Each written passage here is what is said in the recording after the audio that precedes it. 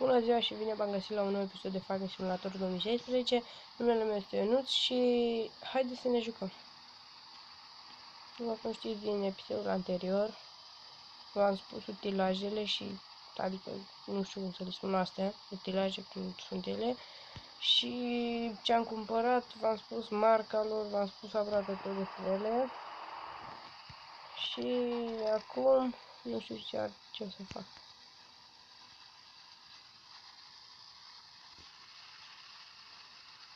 Cred că să dau cu ăsta disc, ce-o fi ăsta, o să dau aici.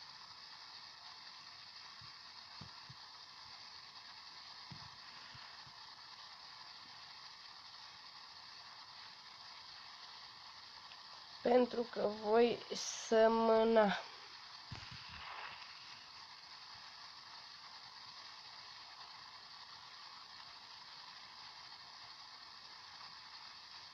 Uite, gheara mea unde e tu, mai încolo sau acolo?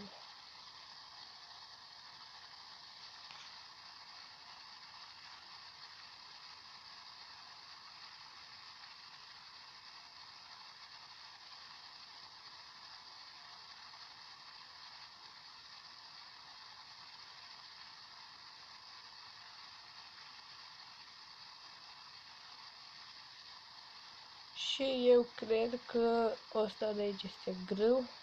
Cred că este și făcut. Trebuie să tăiem și iarbă, să facem baloți.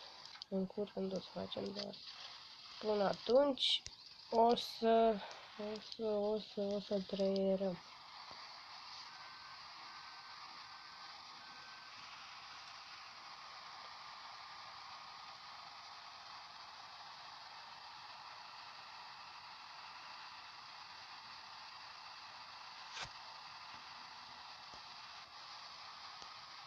Adică nu eu o să trăier, o să trăiere muncitorul.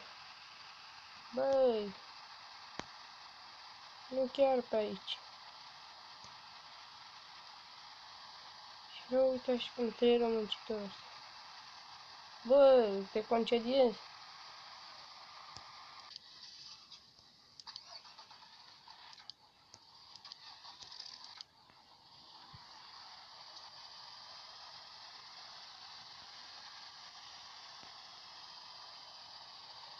În fine, aici o să pun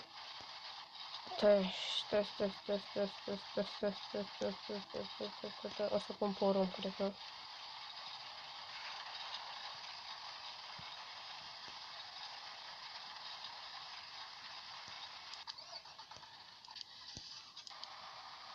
Și asta tocmai s-a umplut, adică era plină mai de mult.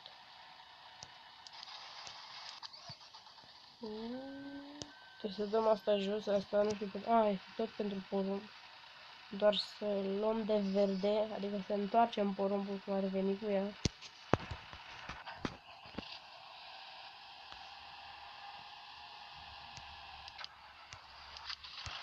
Dar mie-mi trebuie asta, tirul ăsta, măi.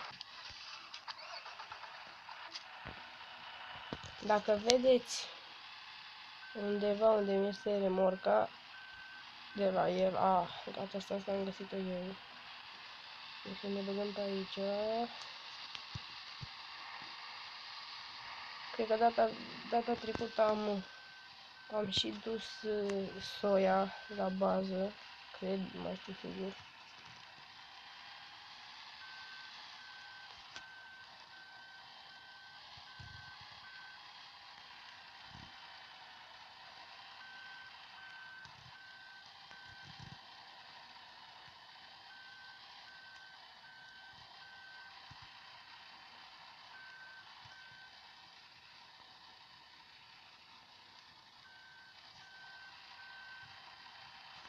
Și să vă și să vă mai spun ceva.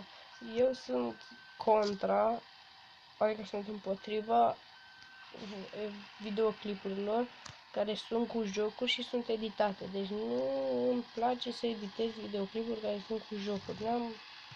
Deci dacă editez, le pun muzică, le pun asta, nu are nicio șansă. Adică nu că n-are nicio șansă. Nu ies bine, nu știu cum să vă spun așa. Înțelegeți, cred că ce vreau să spun.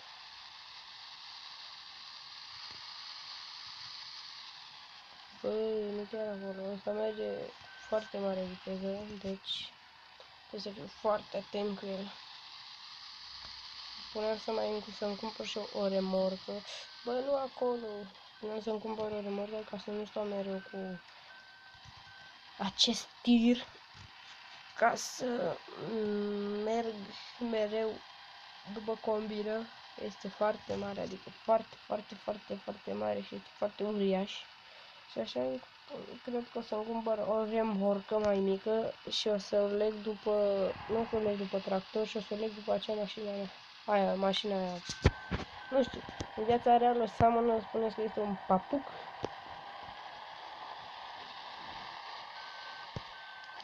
Și cred că o să iau pe asta.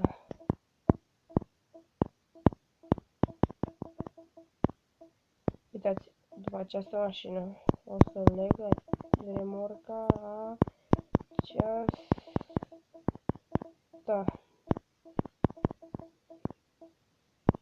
Asta nu, asta nu, asta nu este prea mare, o să o iau pe asta, așa am luat-o. Și am trăierat am semănat și porumbul.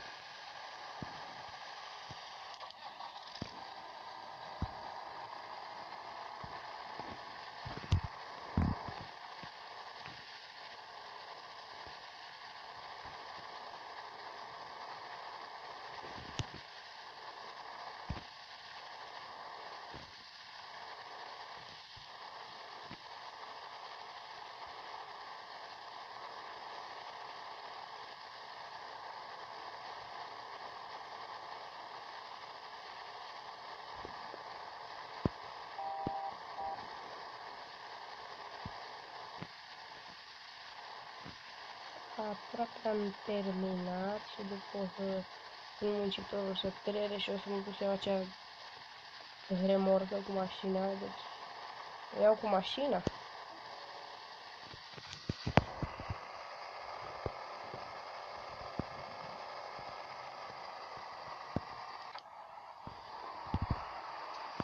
Din păcate, cum știți din primul episod, habar n-am cum o să-mi vină calculatorul de la reparat pentru a ne juca pe el, dar până atunci o să mă mulțumesc doar cu telefonul. Uite mașina și ne ducem să luăm remorca.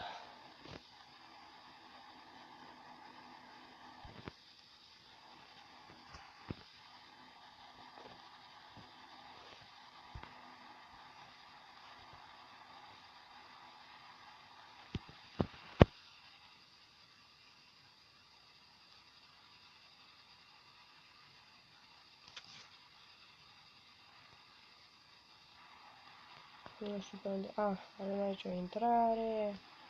Uitați, remorca. Dar sper să și o pot agăța după mașină. Cred că pot. Am reușit!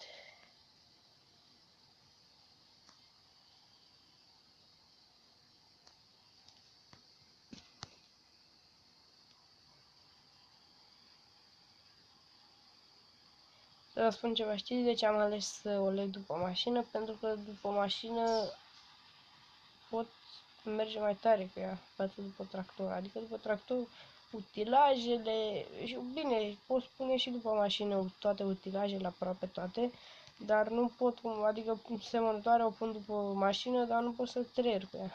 Înțelegeți ce spun? Și cam nu o să vă mai plictisesc, că am făcut aproape 10 minute, 9 minute jumătate și nu o să vă mai plictisesc.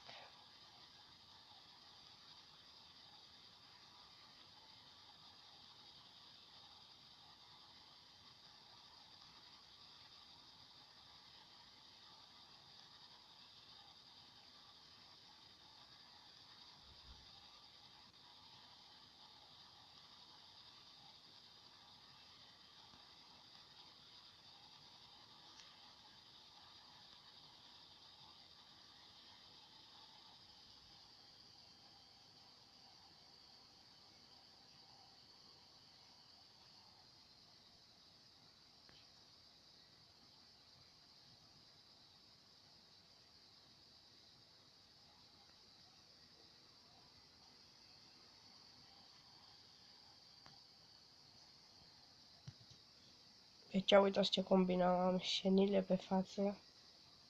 Vedeți? Deci n-am luat, am șenil.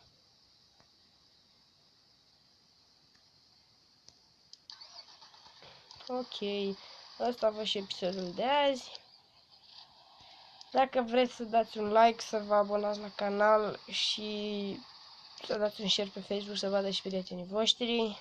Eu am fost Ionuț și în episodul următor vom face baloți din lucerna aia de acolo de unde am trăierat.